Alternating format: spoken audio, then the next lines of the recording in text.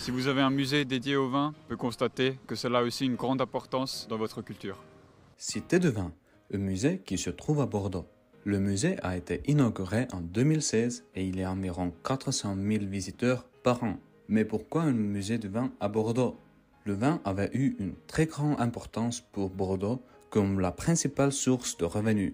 De plus, après Aliénor d'Aquitaine s'est marié le futur roi d'Angleterre, Henri II, et un commerce hors taxe était mis en place. Mais pourquoi les viticulteurs produisent du vin aujourd'hui? François Allaire va nous répondre. Bonjour, on est donc au Clos Abilly. C'est une des plus petites propriétés de Saint-Émilion, donc il y a 1 hectare. On va dire que les plus grosses propriétés à Saint-Émilion font jusqu'à 50-60 hectares. Mais en fait, c'est une propriété familiale, donc je fais partie de la 5e génération. Donc bon, c'est vrai que c'est un peu compliqué de faire autre chose. Mais quels sont les vignobles connus selon les étudiants bordelais? On a de très célèbres châteaux comme le château Margaux et le château Latour. Le château d'Aubryon, un célèbre vignoble qui se nomme Pétrus. Pourquoi est le vin important pour Bordeaux? Donc, le vin à Bordeaux est une source de tourisme énorme. Des millions de touristes viennent à Bordeaux pour faire des dégustations de vin. C'est une source de revenus et d'emplois majeurs. Et vice-versa? Donc Bordeaux est connu par rapport à ses terroirs uniques parce que le climat et les sols sont parfaits pour la viticulture. Sa diversité avec le vin rouge, le rosé, les vins blancs et les liquoraux de grande qualité et sa place dans le marché mondial. Donc Bordeaux, c'est le centre d'exportation majeur des vins de grande qualité dans le monde. Bordeaux est réputé pour ses vins prestigieux et de bonne qualité qui sont parfois renommés même en termes de luxe. Et alors, comment fabrique-t-on du vin? À Saint-Émilion, vous avez 2 types de ramassage de raisins. Vous avez la machine à vendanger et puis après l'autre partie qui va vendanger à la main. Nous, on vendange en cagette. Voilà. Donc on va préciser un petit peu plus au niveau des qualités de vin, de raisin, parce que si on peut le vendanger et l'avoir en baie entière, c'est quand même mieux que de l'avoir un petit peu plus écrasé.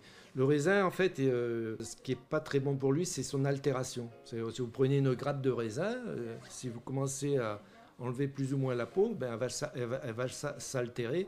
Nous, le but, c'est de le ramasser le plus vite possible, en baie entière, en cagette. Donc la cagette va permettre de ne pas avoir un écrasement. Et on va pouvoir mettre ça dans les grappoirs qui va séparer la rafle, la partie de la rafle. Et puis après, donc les graines vont tomber dans la pompe et puis hop, ça va être pompé dans la cuve. Et toute la partie verte va être éjectée à l'extérieur de l'appareil.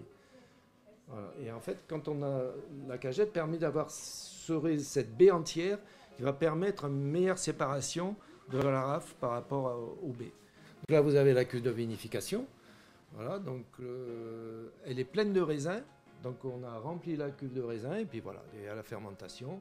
Vous avez dans un premier temps la fermentation alcoolique et puis après, de la 2e à la 3e et 4e semaine, vous avez la phase de macération pour avoir plus de densité, plus de couleur, plus de richesse, voilà, qui va permettre qu'au bout d'un mois, donc quand on va écouler, on va séparer le jus, on va le mettre dans une autre cuve, et puis la partie solide du raisin, on va le presser, donc il y aura des presses qui vont venir et on va presser tout ça. Comment la vente de vins bordelais avait changé durant les années? Si on veut parler de l'agriculture biologique, elle doit représenter en France, sur le viticole français, l'agriculture biologique doit représenter à peu près 15% de part de marché. Le négoce bordelais était très présent. 80-90% des vins étaient vendus par l'intermédiaire du négoce. Petit à petit, les viticulteurs ont choisi de vendre leurs vins eux-mêmes. C'est notre cas. Donc on a toute palette de salons qui nous permet de vendre le vin directement aux consommateurs, en ouvrant aussi notre propriété donc au public. Donc on vend sur place, mais on vend aussi, on va dire, une grosse partie de la production, on le vend à travers la France. Quel vin bordelais on se trouve en Estonie? Même si on ne produit presque pas de vin nous-mêmes, le vin bordelais est très populaire en Estonie. Les vins bordelais sont généralement de 10 jusqu'à 20 € en Estonie. Si on veut goûter des vins plus prestigieux, il faut être prêt à payer plus de 200 à 1000 € par bouteille. À Selver, par exemple, on y trouve plusieurs bouteilles de 10 à 15 €. Par contre, au restaurant de vin Dominique, on peut choisir une grande variété de vins de plus prestigieux de Bordeaux. Le vin à Bordeaux est un des aspects culturels les plus importants. Avec plus de 5400 viticulteurs, Bordeaux est la ville qui produit le plus de vin au monde. Cette immense production nécessite aussi des clients loyaux qui sont aussi prêts à payer beaucoup juste pour une bouteille.